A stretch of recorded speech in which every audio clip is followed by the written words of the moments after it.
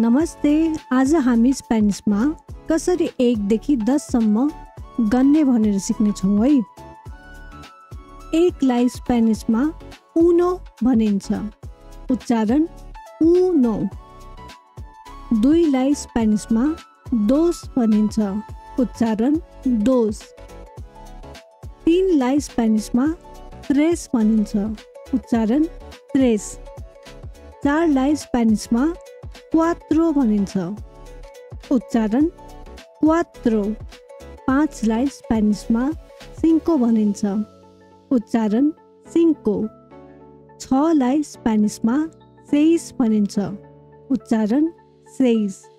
7 लाई स्पेनिसमा सिएते भनिन्छ, उच्चारण सिएते।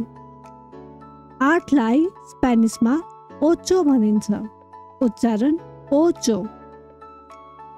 9 लाई स्पेनिसमा नुएवे भनिन्छ, उच्चारण नुएवे। 10 लाई स्पेनिसमा दिएस वा दिएत भनिन्छ, उच्चारण दिएत वा दिएस। लाइक र फलो गर्न नबिर्सिनुहोला। धन्यवाद।